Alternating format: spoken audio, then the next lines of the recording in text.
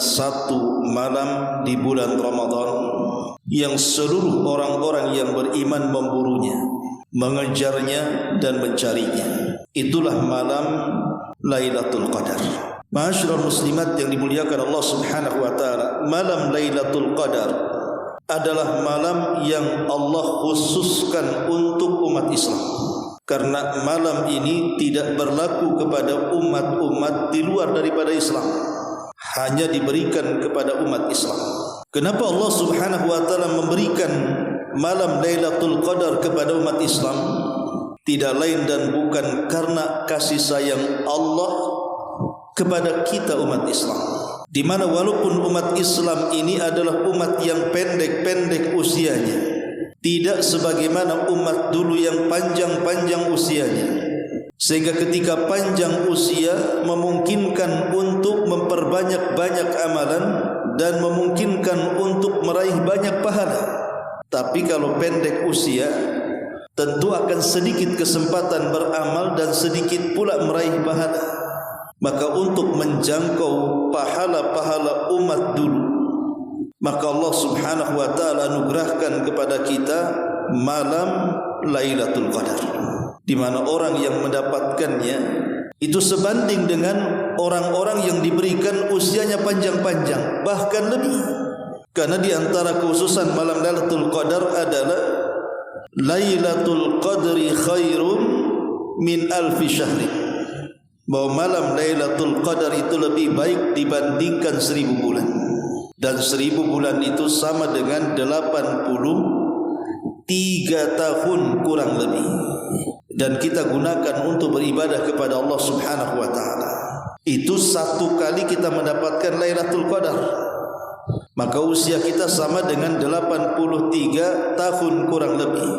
Kalau 2 kali berarti kalikan 2, 3 kali kalikan 3, dan begitu seterusnya. Ma'asyiral muslimat yang dimuliakan Allah Subhanahu wa taala, kenapa malam ini sangat istimewa bagi kita umat Islam? Sekurang-kurangnya ada 7 alasan. Pertama, karena di malam Lailatul Qadar Allah turunkan Al-Quran. Ada yang mengatakan bahwa turunnya Al-Quran dari Lauhil Mahfuz ke Baitul Uzza di langit dunia atau di langit pertama, itu terjadi di malam Lailatul Qadar. Jadi Allah Subhanahu wa taala turunkan Al-Quran secara jumlah, secara keseluruhan dari Lauhil Mahfuz ke Baitul Uzza di langit dunia, itu terjadi di malam Lailatul Qadar. Ada juga yang mengatakan bahkan permulaan Al-Quran turun kepada Nabi SAW di Gua Hira, Suratul Alaq 1-5, itu juga terjadi di malam Lailatul Qadar.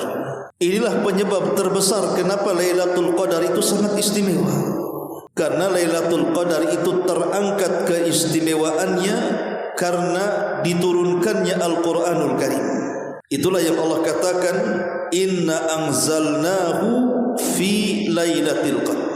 Sesungguhnya kami turunkan Al-Quran di malam Lailatul Qadar. Makanya sering saya utarakan bahwa Al-Quran itu mengangkat segalanya. Ketika Jibril alaihi salatu wassalam ditugaskan oleh Allah Subhanahu wa taala membawa Al-Quran, maka Jibril menjadi pemimpin para malaikat. Ketika Allah Subhanahu wa taala menurunkan Al-Quran kepada Rasul kita Muhammad sallallahu alaihi wasallam, maka Rasul kita Muhammad sallallahu alaihi wasallam menjadi pemimpin para nabi dan rasul. Ketika Allah Subhanahu wa taala turunkan Al-Quran di bulan Ramadan, maka Ramadan menjadi pemimpinnya bulan-bulan dalam setahun. Ketika Allah Subhanahu wa taala turunkan Al-Quran di malam Lailatul Qadar, maka malam itu menjadi pemimpin bagi seluruh malam dalam setahun. Ketika Al-Quran turun di kota Mekah dan Madinah, maka 2 kota itu disucikan oleh Allah Subhanahu wa taala dan dimuliakan dibandingkan kota-kota yang lainnya satu dunia. Ketika Al-Quran diturunkan kepada umat Islam, maka umat Islam menjadi umat terbaik dari seluruh umat-umat yang ada. Ketika Al-Quran turun menjadi landasan daripada agama Islam, maka satu-satunya agama yang diridhoi Allah Subhanahu wa taala hanyalah Islam. Begitu agungnya Al-Quran itu mengangkat segala, termasuk mengangkat malam yang diturunkan padanya, Lailatul Qadar. Ini yang pertama. Kenapa Lailatul Qadar itu sangat mulia? Karena di situ diturunkan Al-Quran. Yang kedua, karena Allah Subhanahu wa taala mensifati dalam surah Al-Qadar ayat 3 itu bahwa Lailatul Qadar itu khairun min alfi syahrin. Dia lebih baik dibandingkan 1000 bulan, alias 83 tahun kurang lebih.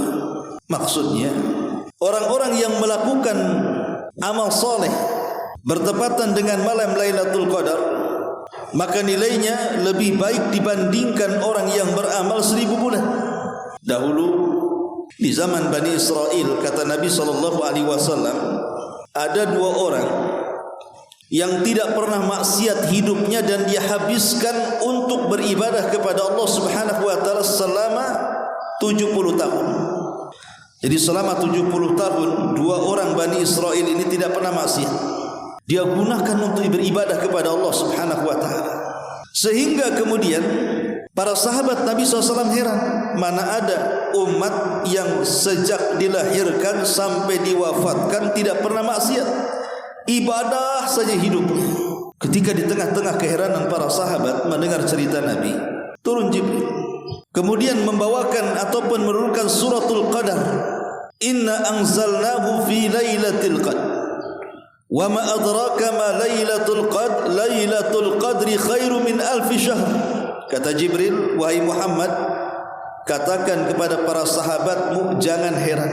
Bahkan dalam agama Islam ada satu malam yang bisa menandingi ibadahnya 2 orang Bani Israel selama 70 tahun, bahkan lebih baik. Kemudian Jibril menurunkan suratul Qadar dan Allah katakan Lailatul Qadri khairun min alfi syahrin, bahwa malam Lailatul Qadar itu lebih baik dibandingkan 1000 bulan. Coba bayangkan, kalau ibu mendapatkan malam Lailatul Qadar, berarti ibu sama dengan beramal selama 1000 bulan. Saya kasih tahu bagaimana kuncinya supaya ibu mendapatkan Lailatul Qadar dalam semua bab. Dan itu kalau yang saya nasihatkan kepada ibu-ibu, kalau bisa dalam semua bab ibadah itu ibu dapat Lailatul Qadar. Bagaimana tipsnya? Begini Bu, umpamanya dalam bab sedekah, bagaimana caranya ibu bisa bersedekah selama 83 tahun lamanya? Setiap hari ibu sedekah selama 83 tahun lamanya. Dan saya kira tidak bisa kan Bu? Dan tidak akan sanggup. Sekaya apapun kalau bersedekah tiap hari selama 83 tahun, saya kira angkat tangan. Sekaya apapun. Tapi ibu bisa mendapatkan amalan orang yang bersedekah selama 83 tahun. Cukup dengan bersedekah dan sedekahnya bertepatan dengan Lailatul Qadar. Gimana caranya? Kalau ibu punya uang 1 juta, ibu pecah menjadi 100. Kemudian setiap malam mulai tanggal 20 Ramadan sampai tanggal 30 Ramadan, ibu sedekah 100, besoknya 100, besoknya 100, sampai 10 kali. Saya yakin dari 10 kali ibu bersedekah, dari tanggal 20 Ramadan sampai berakhirnya Ramadan, pasti yang 100.000 itu ada yang bertepatan dengan Lailatul Qadar. Tidak mungkin tidak. Pasti yang 100 itu ada yang bertepatan dengan Lailatul Qadar kalau setiap malam ibu bersedekah. Bayangkan kalau seandainya yang 100.000 yang ibu sedekahkan itu bertepatan dengan Lailatul Qadar, berarti seolah-olah ibu sedekah 100.000 setiap hari selama 83 tahun kurang lebih lamanya. Ustaz, 1 juta dipecah menjadi 10 kebesaran. Ya sudah, ibu punya uang berapa? Punya uang 100 Ustaz. 100 ini ibu pecah menjadi 10. Berarti kan 10.000 tuh. Setiap hari ibu infak 10.000. Besoknya 10.000 lagi. Besoknya 10.000 lagi setiap malam. Saya yakin bu, yang 10.000 yang ibu infakkan setiap malam pasti bertepatan dengan Lailatul Qadar. Bayangkan kalau seandainya Lailatul Qadar bertepatan dengan sedekah 10.000 ibu, berarti sama dengan ibu bersedekah 10.000 selama 83 tahun lamanya. Tapi jangan pula uang 1.000 ibu pecah jadi 10. Nanti tak banyak pula dapat Lailatul Qadarnya itu. Minimalnya 100.000 lah ya. Kalau 1.000 dipecah jadi 10 kan tak banyak jadinya. Intinya bahwa dalam bab sedekah begitu cara mendapatkan Lailatul Qadarnya. Kemudian dalam bab qiraatul Quran, baca Quran. Ibu kalau malas membaca Quran di 10 akhir Ramadan, ibu baca umpamanya tiap hari. Kalau tidak bisa memang berlembar-lembar, 1 lembar lah jadi. Atau kalau tidak bisa 1 lembar, 1 muka lah jadi. Kalau tidak bisa 1 muka, setengah muka jadi. Umpamanya 2-3 ayat lah jadilah. Tapi rutin setiap malam selama 10 hari itu. Saya kira nih bu, contoh umpamanya ibu membaca Qul huwallahu ahad Allahus samad lam yalid walam yulad walam yakul lahu kufuwan ahad, Suratul Ikhlas. Ibu baca selepas maghrib. Nanti besok ibu baca Qul huwallahu selepas maghrib. Besok ibu baca Qul huwallahu ahad selepas maghrib sampai selesai Ramadan.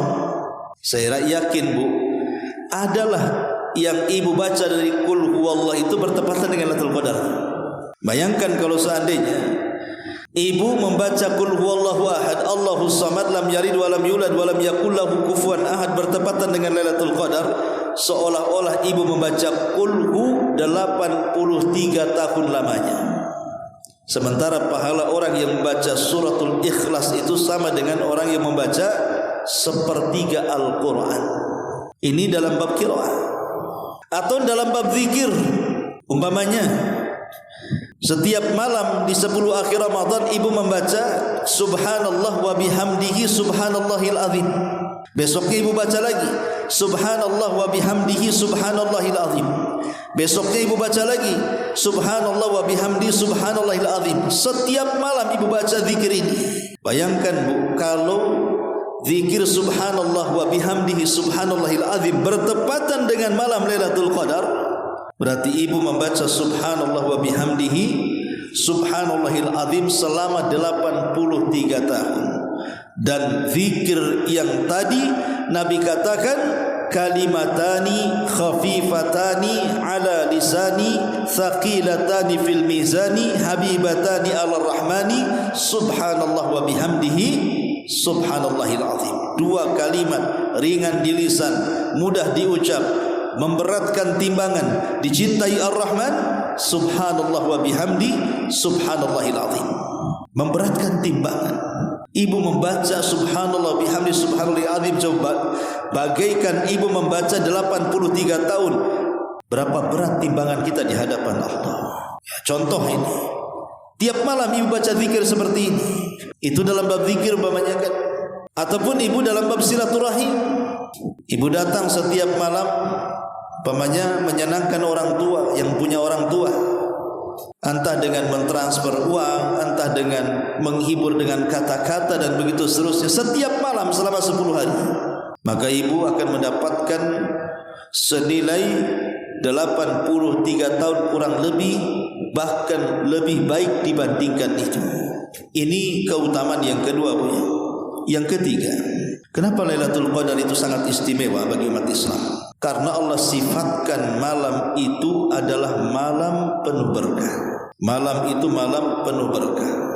Karena Allah mengatakan dalam surah Ad-Dukhan ayat 3, Inna anzalnahu fi lailatin mubarakatin. Sesungguhnya kami turunkan Al-Quran itu di malam yang penuh berkah. Manusia itu sangat berhajat kepada berkah. Nabi Ayub alaihi salatu wassalam saat diuji oleh Allah subhanahu wa ta'ala, semua kekayaannya ludes, semua anak-anaknya meninggal. Allah berikan penyakit yang tidak pernah diberikan kepada kaumnya, sampai kaumnya menganggap Ayub terkutuk dengan penyakitnya. Tapi dengan kesabaran Ayub alaihi salatu wassalam, Imamus Sabirin, imamnya orang-orang yang ingin bersabar. Saat Ayub alaihi salatu wassalam disembuhkan oleh Allah subhanahu wa ta'ala, semua penyakitnya sembuh. Ketika Allah hendak mengembalikan kekayaannya, Ayub mandi di sungai. Saat mandi di sungai itu turun hujan. Bukan air hujannya, tapi belalang emas. Jadi hujannya itu belalang emas. Bayangkan. Jadi Nabi Ayub itu mengutip belalang itu, mengambil belalang-belalang itu kemudian diletakkan di lumbung-lumbung. Ketika malaikat mengatakan, "Ya Ayub, tidakkah cukup dengan apa yang Allah subhanahu wa ta'ala berikan kepadamu? Allah sudah kembalikan kesehatanmu, Allah sudah kembalikan nikmat-nikmatmu, kau masih juga mengutip-ngutip belalang-belalang emas ini?" Maka Ayub mengatakan, "Ya, memang aku sudah cukup dengan rahmat dan karunia Allah, tapi aku tidak akan pernah cukup dengan barakah Allah subhanahu wa ta'ala. Aku tidak akan pernah cukup dengan barakah dari Allah subhanahu wa ta'ala." Berkah itu kita butuh, kita berhajat kepada berkah. Sebab kalau rumah tangga tidak diberkahi, pasti banyak perang hari-hari, banyak cekcok hari-hari, berujung dengan perceraian. Kenapa? Karena rumah tangga tidak berkah. Anak-anak kalau tidak berkah, melawan dia kepada orang tua, durhaka dia kepada orang tua, menyakiti dia orang tua, bahkan sampai memukul, bahkan ada yang anak membunuh orang tuanya. Kenapa? Karena anak tidak berkah. Tetangga juga sama, kalau tidak berkah membuat kita tidak akan enak hati tinggal di situ. Harta juga kalau tidak berkah tidak akan membawa kebaikan. Makanya berkah itu kita berhajat di situ.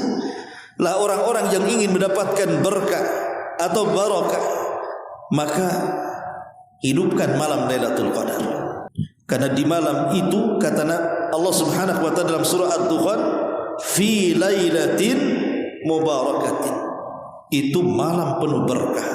Ajak suami, ajak istri, ajak anak-anak, ajak keluarga, hidupkan malam itu supaya istri dapat berkah, suami dapat berkah, anak-anak dapat berkah, orang tua dapat berkah, harta pun diberkahi dan kehidupan pun diberkahi. Ini yang ketiga. Yang keempat, kenapa malam Lailatul Qadar itu begitu istimewa? Karena di malam itu tanazzalu fihal malaikah.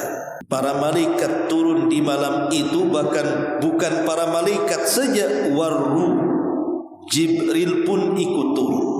Bayangkan kalau pemimpin turun menunjukkan istimewa, ada perkara besar. Contoh nih, ada Pak Prabowo beserta menteri-menterinya dan jajarannya turun ke Kota Batam.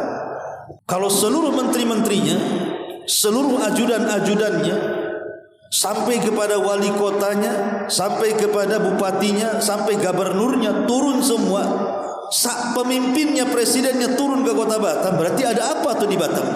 Berarti ada perkara yang sangat istimewa kan? Itu analogi yang bisa kita bayangkan. Kalau sama manusia saja, kalau seluruh perangkat turun, bahkan pemimpinnya turun, berarti di hari itu ada momen yang sangat istimewa. Lah bagaimana kalau seandainya di malam itu para malaikat turun sampai kepada pemimpinnya Jibril ikut turun? Berarti malam itu bukan malam biasa, tapi malam yang sangat istimewa. Itulah kenapa malam Lailatul Qadar itu disebut Lailatul Qadri, karena sebagian para ulama mengatakan Al-Qadri di sini artinya sempit. Malam yang sempit. Kenapa malam itu disebut sempit? Karena para malaikat semua turun dari langit berjubel di bumi sehingga menjadi sempit karena berdesak-desakan para malaikat. Ini yang keempat. Kenapa malam itu penuh berkah? Karena malaikat turun. Kemudian yang kelima, kenapa Lailatul Qadar itu begitu sangat istimewa? Allah mensifati malam itu bi annaha salamun. Malam itu adalah malam penuh dengan keselamatan. Maksudnya apa? Salimatun, la yastati'u syaitanu an ya'mala fiha su'an aw ya'mala fiha adhan. Malam itu Allah akan selamatkan manusia dari godaan syaitan yang hendak melakukan keburukan kepada manusia atau hendak menyakiti manusia. Boleh jadi mungkin setan ini biasa menggoda manusia sampai kepada tingkat kufur dan musyrik. Boleh jadi setan ini bergabung dengan para dukun, akhirnya menyakiti manusia dengan cara membuat sakit bahkan sampai membunuhnya, atau memberikan waswas dan yang semacamnya. Tapi di malam itu karena banyaknya para malaikat, setan pun nyumpet, tidak berani keluar, bahkan tidak berani bergerak. Malam itu penuh dengan keselamatan. Tidak ada tukang sihir yang menyihir, tidak ada tukang tenun yang menenun, karena setan tidak sanggup berbuat apapun di malam itu. Itulah yang disebut dengan malam penuh dengan salam. Salamun hiya hatta matla'il fajr. Kemudian yang keenam, kenapa Lailatul Qadar itu menjadi sangat istimewa dalam Islam? Disebutkan dalam surah Ad-Dukhan ayat 4, fiha yufraqu kullu amrin hakim. Karena di malam itu takdir-takdir manusia akan didaur ulang kembali setahun yang akan datang. Jadi setahun yang akan datang, takdir saya, takdir ibu, takdir siapapun di malam Lailatul Qadar itu ditentukan.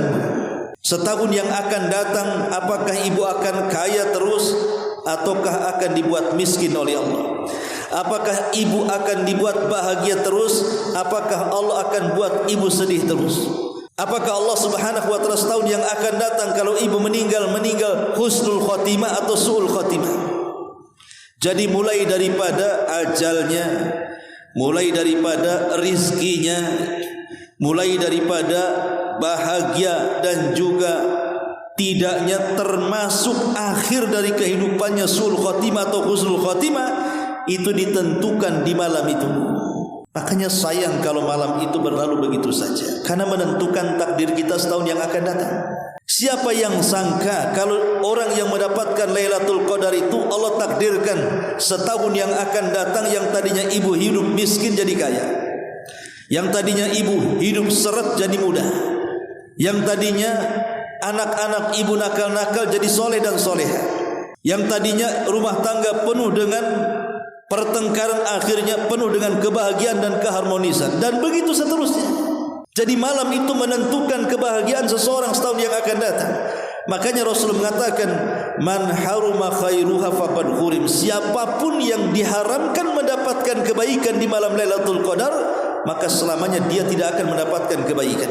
Oleh karena itulah maka 1 tahun cuman menghidupkan 1 malam itu sudah merubah nasib kita setahun yang akan datang. Maka jangan lewatkan malam yang bisa merubah nasib kita ini dengan melewatkan begitu saja. Dan yang terakhir, kenapa malam itu sangat istimewa? Karena di malam itu ampunan Allah turun. Kata Nabi SAW, man qama lailatal qadri, man qama lailatal qadri imanan wa ihtisaban ghufira lahu ma taqaddama min dhanbi. Barang siapa yang menghidupkan malam Lailatul Qadar, yakin akan perintahnya, yakin akan pahalanya, maka Allah akan ampuni dosa-dosanya yang telah dia lakukan. Malam itu adalah malam ampunan.